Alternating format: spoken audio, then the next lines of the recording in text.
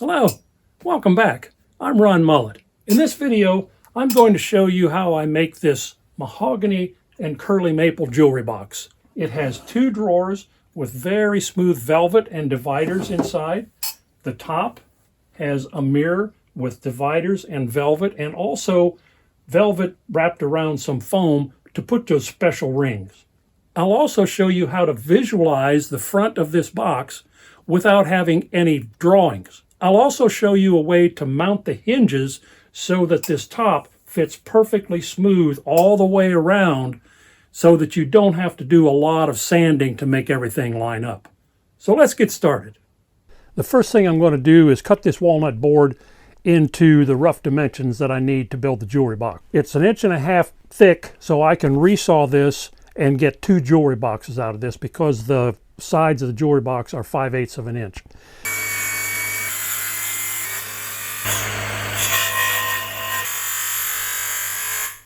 I'm not going to spend a lot of time in this video running boards through machines unless it's important, but the bandsaw allows me to get much more usable lumber from the boards. Now that I've resawn them, ran them through the planer, they're almost to the 5/8 inch thickness that I need, but not quite. I'll plane them after they've set for a couple, 3 days down to the final thickness, and then I'll cut them into their individual parts. If you've seen any of my other videos, you know that I really like to use the grain in the wood to accentuate the piece that I'm building. This is curly maple, and this will be used for the drawer fronts, the panel on the top, and the 4 legs. I hope you can see just how beautiful this grain is, how it just undulates as the light goes across it. On this jewelry box, I've made some templates that makes it a lot easier to work with the grain and find the best grain to use. This is a template that I use to put on the mahogany board that tells me about the grain around the drawers. The drawers are blocked out, and I can see the grain on the mahogany to choose the proper piece for that. This I use for the drawers. The mahogany is blocked out, and the openings are for the drawers. So I put that on there, and I don't have to do much picking because this entire board is just beautiful. So I've marked out all my leg blanks, cut them to final length. This is what I want to end up with. And I need to cut a 3/8 inch square rabbet in here for the box to fit in. But the problem is with a router bit will come through here and it'll just blow this piece of grain out right here. So I need to do something about that. So what I'm going to do is I've lined all these up on a square right here. And then I'll take and I'll mark up 3/4 of an inch. I'll take another square, mark those. Now I know where the rabbet is going to end with the router bit. But to keep the router bit from blowing this out, I need to put a saw kerf right there. Now I'll take my saw and cut a kerf. I'm going to back off from this line just a little bit, and then after I've run the router, I'll finish that up with a chisel so that I can end up exactly square on the bottom. All right, that's finished. I've squared the bottom up where the box will sit, and everything is ready with the legs. Now it's time to move on to building the box. So I've finished planing these to 5/8 of an inch thick. I've sanded them down to 150 grit. And now it's time to find out which part of this board I want to use for the front of the box. And I showed you before, this is the pattern I'm going to use. I like this little swirl bit of grain here, so I can lay this on and I'll know exactly what the front of the box is going to look like. Now that I've figured out what I need for the front, the next step is to cut this to make the drawer openings. This will involve making 8 cuts and cutting this into 8 separate pieces and then gluing it all back together. Sounds a little bizarre, but it'll work.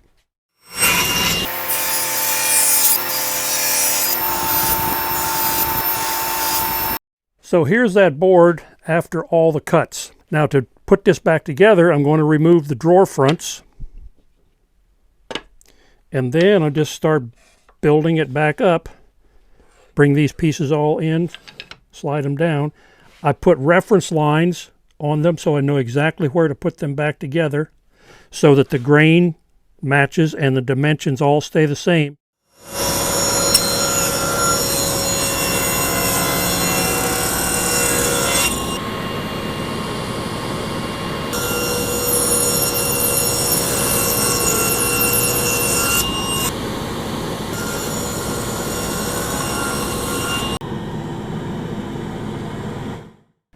All right, I've got all the miters cut on all the pieces, kind of get a feel for what the box is going to look like. Next thing to do is cut grooves for the splines for the miters, dados for the drawer slides, and for this shelf in here, and for the bottom.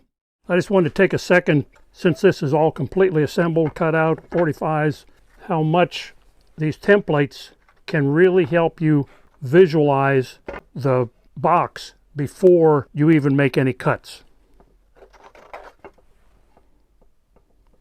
Now that all the miters are cut, I want to put a spline joint in these edges so that it'll make the alignment easier when I assemble the box. The way I'll do that is I'll take, and I'll turn this upside down, take a spring clamp, put one on this side, another one on this side, so that I can lay this on my router table to make the spline. So what I'll do is I'll reference this against the table and also against the fence. That gives me a much more secure way of sliding this so it doesn't do any kind of wobbling.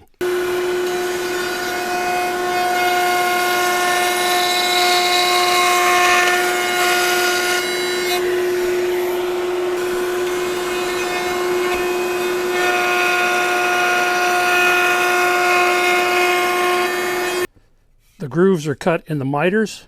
I've cut the splines, put a spline in there, and this just makes for extremely easy assembly and alignment. I'm only going to put glue in the splines because there's enough there to hold this entire box together. The legs will fit on the outside of the box, so that will help hold it together also.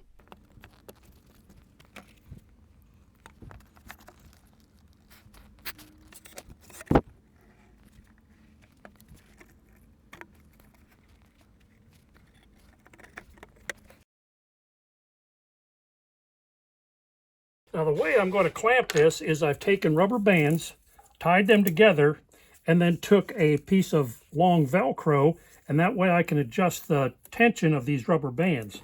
On each corner I've made a little block with a cutout there, and I'll put those, and then the rubber band will fit right in there so it's got even pressure pulling all the way around.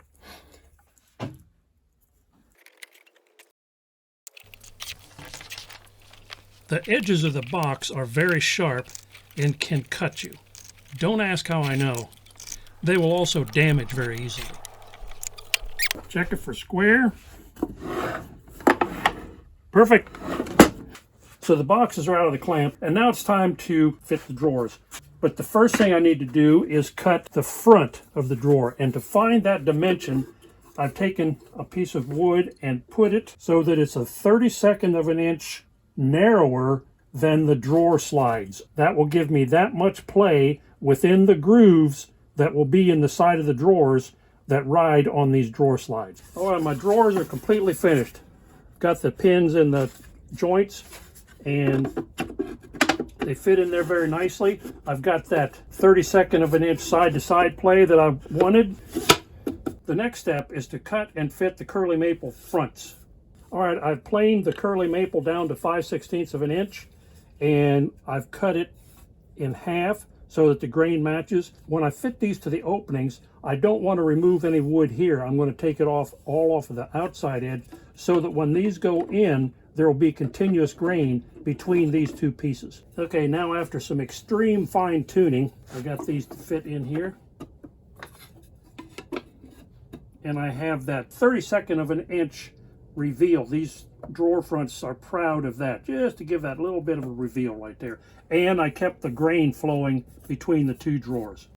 Now it's time to work on the top. It consists of 4 pieces of wood that make a frame, and in that frame sets this curly maple panel. I first of all have to cut a 45-degree bevel on these, and then I cut them to length. I'll have to cut a miter across this way.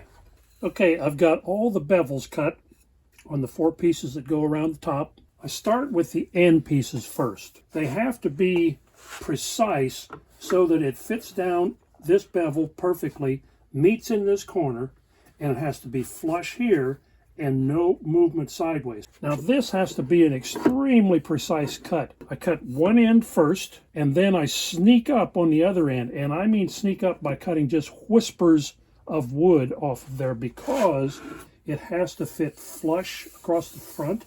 It has to fit this miter, and it has to be flush here. So it's very, very precise. Okay, now it's time to assemble the top.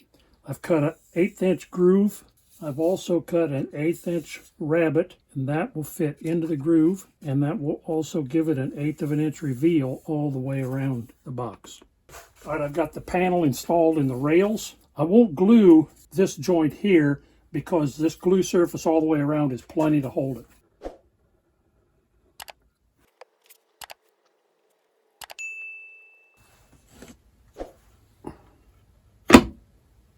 The next thing I have to do is cut the top of this box off. The legs would go like that, so I want to cut it just a small amount above the top of the leg. But to make this cut absolutely perfect, you need a flat reference to put against the fence on the table saw. So what I'm going to do is I'm going to level this bottom piece right here. 2 pieces of 150 grit sandpaper I've secured to this, and I'm just going to flatten this bottom.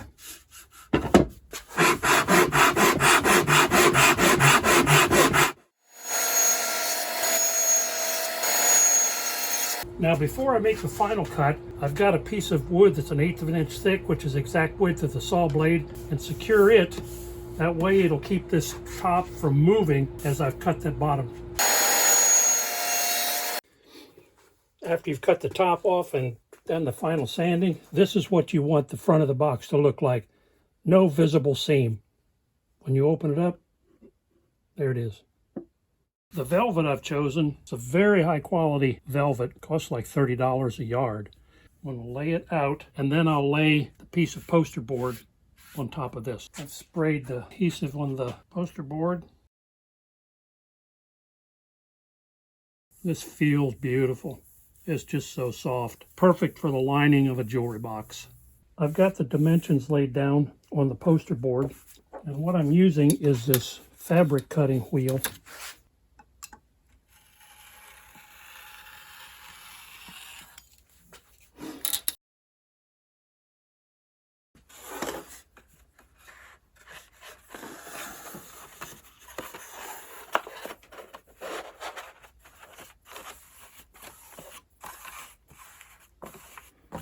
Yeah, perfect.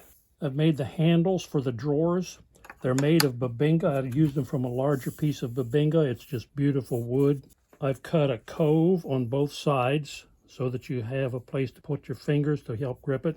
I'm going to attach them to the drawer fronts with this 1/8 inch brass rod. Now it's time for possibly one of the trickiest and most important parts of this box build, is mounting the hinges. I want this front and the sides and the back to be seamless. In order to do that and keep this lid from moving this way or not lining up, it's very important that these hinges be mounted precisely. I'm using Brusso hinges. They're solid brass, and they have extreme fine tolerances on the machining. First, I've clamped the top onto the box so that it's perfect all the way around. And I've set my square to 1.5 inches, and that's how far the hinges are going to be in. So I'll take my marking knife and mark on the box and the lid on both sides at 1.5 inches. Next, I take my marking knife and find that mark, and then take the hinge, lay it on there, the barrel tightly against the back, pull the hinge, slide the hinge against it, take small cuts with not a lot of pressure. That way you don't risk pushing the hinge sideways. Cut on both sides.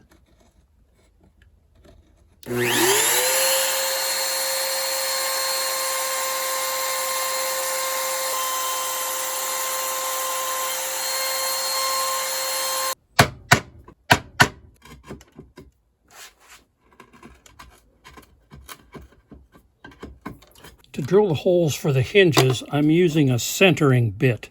Now the instinctive thing would be to just put that in there where you've cut that recess and start drilling holes. That can get you messed up because that recess may not be perfect, and if it's off just a little bit and it cants the hinge, the whole box top is going to go. So what you need to do is turn the hinge upside down, Put it against the barrel just like you did when you measured it and drill the holes that way. I have the hinges installed, and with the top closed, you can see that just a nice smooth grain across there. You can't even tell where the lid is. And when you open it up, it just disappears when you close it back. I'm real pleased with this. I'm ready to put the drawer fronts on the drawers. I'll, of course, put glue on there. I've trimmed the drawer fronts to fit. Turn the box on its back, put a piece of maple on, set a heavy weight on it, and let it dry. Now it's time to start applying the finish. I'm going to use, for the box and all the curly maple parts, I'm going to use this Minwax Wipe On Poly. And for the interior parts of the drawers, all the dividers, I'm going to use this shellac spray. The reason I use this on the inside is because it has no odor. After all the hard work, fine-tuning, and all the sanding, it feels so good to see the beautiful grain finally pop out that has been hiding in there during this entire build. To me, this is always a payoff. I will apply 4 coats, sanding with 400 grit between each coat, and at the end, I will give it a good rub down with a brown paper bag to give it a glass smooth feel. If you enjoyed this video, hit that thumbs up button and leave a comment to let me know what you thought about this build. I have a lot of other woodworking videos I'd like you to check out. Thanks for watching, and remember to always enjoy your woodworking.